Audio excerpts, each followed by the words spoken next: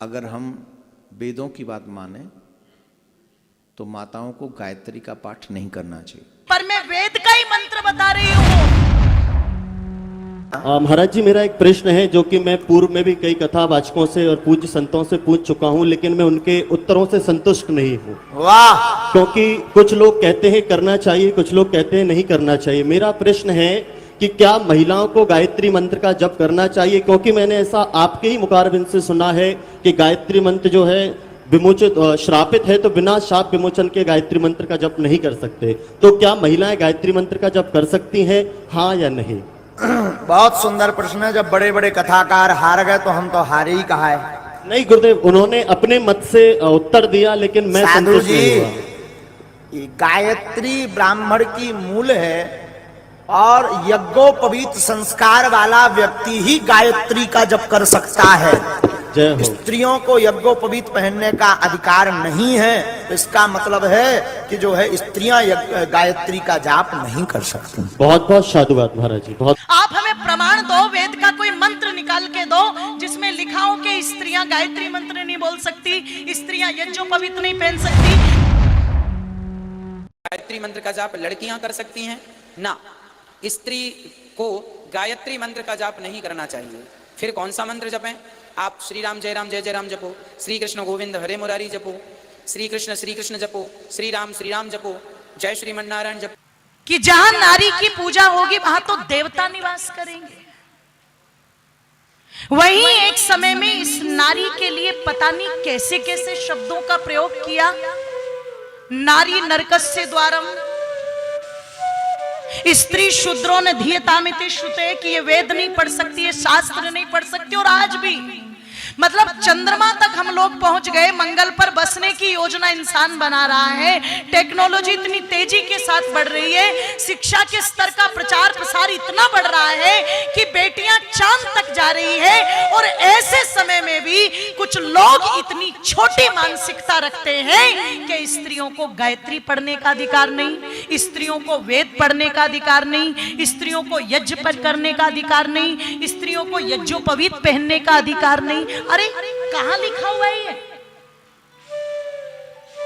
आप कहते रहते हो, बोलते रहते हो कि ये वेद में लिखा है, वेद में लिखा है, तो हमें प्रमाण तो दो।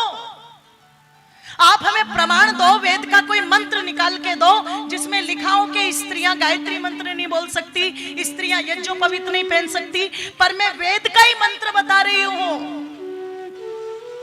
ब्रह्मचर्येण कन्या युवानम विंदते पतिम, के जब कन्या ब्रह्मचर्य से युक्त हो जाए, और जो ब्रह्मचारिणी होगी, ब्रह्मचारी किसको कहा गया? जो यज्ञोपवीत धारण करता है, जो वेद पढ़ता है।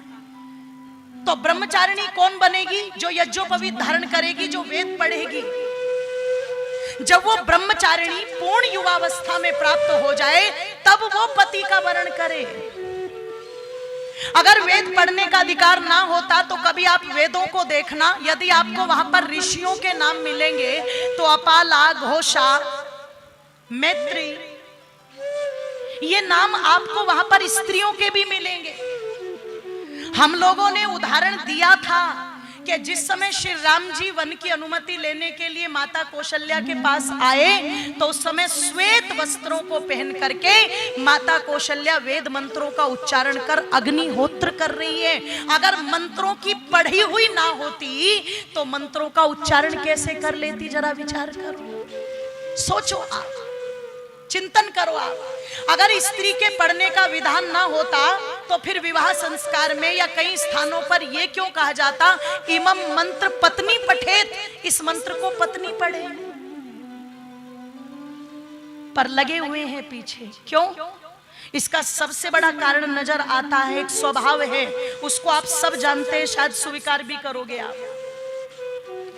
हमेशा एक लड़के की अपेक्षा लड़की जो होती है, ध्यान रखिएगा, वो कार्यों में ज्यादा सिद्धदायक होती है कि नहीं होती है? बोलो। लड़के को पट्टी पढ़ा पढ़ा करके तब रास्ते पर लगाना पड़ता है। लड़कियां बचपन से ही, छोटी आयु से ही अपने आप चीजों को सीखने लगती हैं। तो या तो खतरा रहा होगा कहीं ये हमसे आगे ना निकल करके हमारी पूछ खत्म कर दे, तो चलो इस तरीके से भी इनको घेरने की कोशिश करूं। क्योंकि हर बार जब रिजल्ट निकलता है 10th और 12th का, तो हर प्रांत में, हर पेपर में, मुझे तो पता नहीं, मैं तो यही पढ़ती हूँ क्योंकि मैं पूरे भारत में जाती हूँ, तो हर बार मुझे यही पढ़ने को मिलता है, इस वर्ष भी लड़कों को पीछे छोड़ लड़कियों ने बाजी। हमें तो यही पढ़ने को मिलता है, तो आप कैसे कह सकते हो? अरे और सुनो सुनो, अगर पढ़ने का विधान ना होता तो जरा विचार करना, गायत्री परिवार में गायत्री मंत्र का इतना प्रचार प्रसार जिन्होंने किया, श्री राम आचार्य जी, उन्होंने गायत्री को पिता नहीं कहा, गायत्री को क्या कहा? जोर से बोलो। और यदि उसे माता कहा तो माता ही नहीं पढ़ सकती, कहाँ का विधान है? दूसरी बात, गायत्री मंत्र में बुद्धि मांगी गई है, तो क्या परमात्मा ने अपनी पुत्रियों को बुद्धि नहीं दी? बोलो, दी।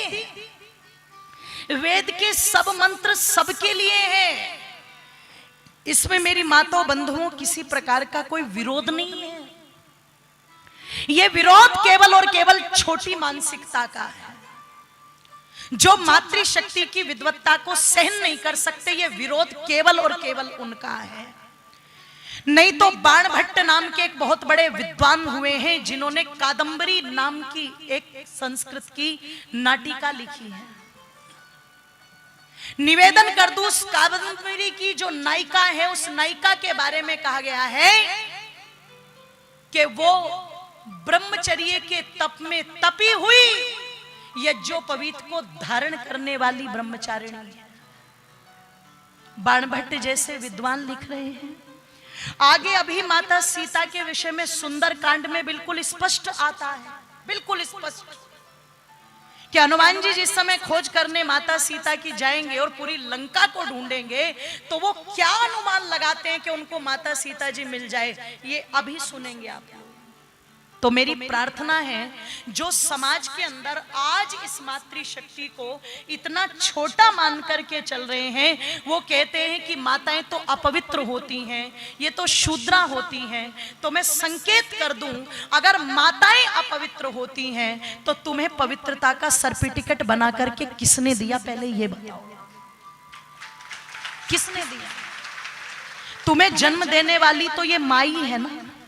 राम जी किसके गर्भ में पले? माँ के गर्भ में। कृष्ण को पैदा करने वाली माँ, अर्जुन जैसे वीरों को पैदा करने वाली माँ, महाराणा प्रताप, छत्रपति शिवाजी को पैदा करने वाली माँ। अरे जो वीरों को पैदा कर सकती है, जो आदर्शों को पैदा कर सकती है, वो तो उनसे भी कहीं ज्यादा पवित्र है। ध्यान रखिएगा, तुम अपने आप को पवित्र मानते हो, तुम्हें पैदा करने वाली तुमसे ज्यादा पवित्र,